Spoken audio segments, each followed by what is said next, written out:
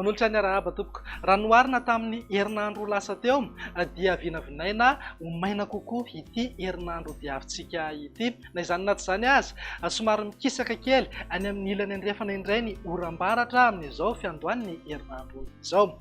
Etsika ilan'izay ihany koa tsy ahina ny mety isina rivo-doza ahakasika amin'ny Madagasikara amin'ity herinandro ity. Arak'izany tombanana omaina kokoa ny fetin'ny faran'ny taona indrindra ho an'ny afovoantany sy ny ilany atsinanan'ny Madagasikara. Amin'ny voalohan'ny taona noany no tombanana iverina miandalana ny oram-baratra aty amin'ny tapany atsimon'ny nosy. Raha mahakasika ny maripana indray dia mety hisy fiakarany maripana ambony indrindra amin'ny faritra maro manerana Madagasikara manomboka amin'ny alarobia ho avy izao.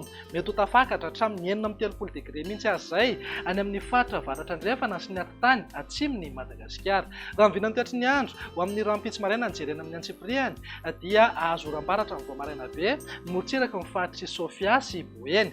Andrahoana mety arahana orana tandrifin-drahona indraindray ny any Antalaha, Analanjorofo ary Atsinanana. Andrahoana ny voamaraina fa hisava miandalana ihany rehefa misandratr'andro ho an'ny afovoantany mihazo amin'ny faritra avaratra ny nosy. Ny faritra hafa dia omaina ny andro amin'ny ankapobeny na ivahan'ny toerana kokoa ingaby masoandro. Raha ny tolakandro indray dia azo oram-baratra ny any Melaky, Bongolava, Atsimo andrefana ary Androy. Azo orana tandrifin-drahona ihany koa ny manodidina ny Samborano.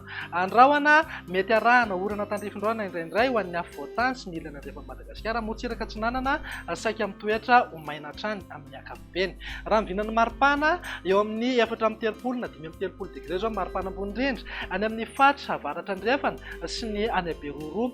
Eo amin'ny 12 ka hatramin'ny 20 degré kosa na 17 degré ho an'ny afovoantany. Motsiraka Atsinanana saika eo amin'ny 20 ka hatramin'ny 30 degré ny maripana. Raha mivinan'ny toetry ny andro amin'ny alarobia kosa indray dia saika miamaina aloha manerana ny Madagasikara fa ny oram-baratra dia mitoetra aty amin'ny motsiraka andrefanosy. Raha ny vinan'ny maripana mifanaraka amin'izay dia hisy fiakarany kely ny maripana ambony indrindra ho an'ny afovoantany mety ho tafakatra 17 degré, 30 degré eo foana ny any Beroro, Betsiboka ary Sofia. Motsiraka Atsinanana moa tsy dia misy fiovana firy fa eo amin'ny 30 na 30 degré ny maripana indrindra.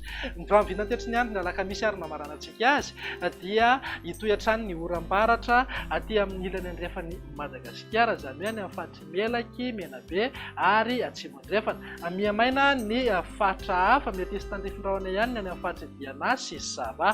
Raha mivinan'ny maripana mifanaraka amin'izay tsy misy fiovana firy raha noharina ny alarobia fa eo amin'ny 17 degré eo foana izao maripana ho an'ny faritra anatiny, 30 degré ihany koa ny any Beroro, Mahevatanana ary Antsohi. Motsiraka Atsinanana moa dia saika eo amin'ny 30 na 30 degré ny maripana ambony indrindra. Dia izay indray mivinany toetry ny andro ato anatin'ny 3 andro avy mandeha fotoananao ho amin'ny manaraka indray. Veloma tompoko.